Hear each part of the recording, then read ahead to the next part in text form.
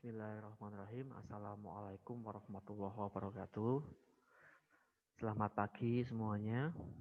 Bagaimana kabar kalian? Semoga senantiasa sehat selalu dan terus semangat dalam menjalani aktivitas sehari-hari, khususnya dalam kegiatan pembelajaran secara daring. Jadi untuk pertemuan kali ini, kesempatan kali ini, itu Pak Guru ingin menyampaikan mengenai tentang potensi diri. Jadi ada pengertian potensi diri itu apa, macam-macam potensi diri apa, dan bagaimana menggali potensi yang ada pada diri kita. Saya yakin mungkin beberapa di antara kalian itu belum paham, belum tahu mengenai apa itu potensi diri. Bahkan mungkin dalam diri kalian sendiri itu belum tahu ternyata ada potensi terpendam. Mungkin banyak yang seperti itu. Makanya kali ini saya harap kalian bisa memperhatikan materi dengan baik. Jadi ini nanti kalian tahu potensi kalian itu apa. Dan nanti harapannya kalian bisa memaksimalkan potensi yang ada pada diri kamu. Pengertian potensi diri. Ini bisa kalian baca mungkin. Itu potensi diri adalah kemampuan atau kekuatan diri seseorang, baik yang belum terwujud maupun yang telah terwujud, akan tetapi belum sepenuhnya terlihat atau dipergunakan secara maksimal oleh seseorang. Nah, ini macam-macam potensi diri itu emang ada beberapa jenis ya, macam-macam potensi. Ini ada 5. Kita aku jelaskan satu-satu ya. Ini yang pertama adalah potensi fisik atau psikomotorik. Kalau potensi fisik ini potensi yang diberdayakan sesuai dengan fungsinya untuk saling membagi kepentingan dalam memenuhi kebutuhan hidupnya. Contohnya gini, kayak hidung untuk mencium bau, tangan untuk menulis, kaki untuk berjalan, telinga untuk mendengar, dan mata untuk melihat. Jadi intinya kalau potensi fisik itu yang berhubungan dengan anggota fisik yang ada di badan kalian. Itu. Jelas ya. Yang kedua itu ada potensi mental intelektual. Itu kalau potensi mental intelektual itu potensi kecerdasan yang terdapat di dalam otak manusia. Jadi bedanya kalau fisik itu mengenai fisik yang ada di badan, kalau mental intelektual itu berarti kecerdasan seseorang. Jadi bagaimana cara dia untuk merencanakan sesuatu, menghitung atau menganalisis sesuatu. Itu. Jadi emang benar-benar berbeda antara fisik dengan mental intelektual. Selanjutnya itu ada potensi sosial emosional. Potensi sosial emosional itu sebenarnya hampir sama dengan potensi mental intelektual, tetapi potensi ini itu mungkin bedanya kalau mental intelektual itu kecerdasan otak dalam merencanakan, menghitung dan menganalisis. Kalau sosial itu kecerdasan kemampuan dalam mengontrol emosi. Ya. Jadi kalau emosional itu kecerdasan, intelektual itu kecerdasan, emosional itu dalam mengontrol emosi, kayak semacam mengendalikan amarah, memotivasi diri, bertanggung jawab, dan kesadaran akan diri sendiri. Ya. Perbedaan paling mencolok itu biasanya kalau manusia kan punya otak kanan dan otak kiri. Kalau mental intelektual itu ada di otak bagian kiri, sedangkan potensi emosional itu ada di otak bagian kanan. Itu. Jadi emang bersama cuma bedanya ya kanan sama kiri. Itu.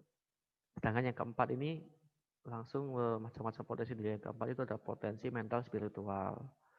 Ini merupakan potensi kecerdasan yang berasal dari dalam diri manusia yang berhubungan dengan kesadaran jiwa, bukan hanya untuk mengetahui norma, tapi untuk menemukan norma baru.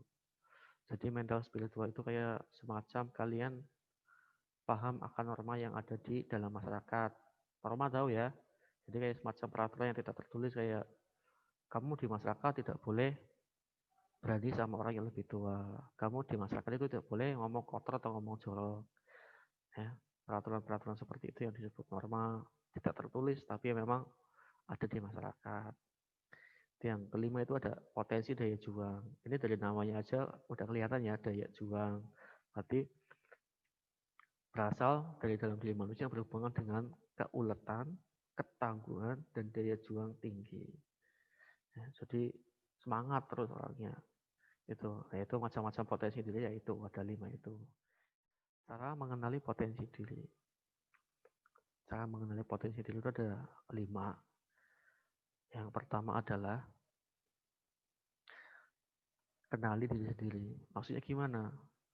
Kenali diri sendiri, yaitu kamu harus paham tentang diri kamu sendiri. Apa kekuatan yang kamu miliki, apa kelemahan yang kamu miliki, apa yang membuat kamu bahagia, apa yang membuat kamu sedih.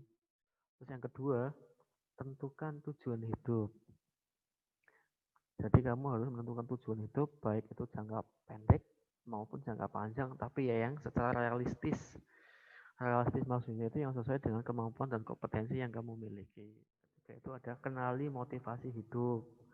Masuknya motivasi hidup itu ya setiap manusia pasti memiliki motivasi tersendiri untuk mencapai tujuan hidupnya.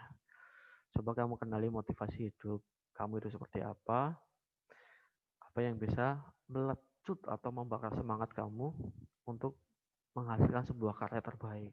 Keempat, itu cara mengenali potensi diri adalah hilangkan negative thinking. Negative thinking adalah pikiran negatif. Selanjutnya cara mengenali potensi diri yang kelima, itu jangan mengadili diri sendiri. Menggali potensi diri. Yang pertama, itu kamu harus percaya diri. Karena kalau kurang percaya diri itu bisa menghilangkan kesempatan kamu dalam menggali potensi diri kamu. Terus yang kedua ada hobi dan minat. Jadi jika kamu mengerjakan sesuatu yang kamu sukai, bahkan sebagai hobi atau minat, pasti akan menghasilkan sesuatu yang memuaskan.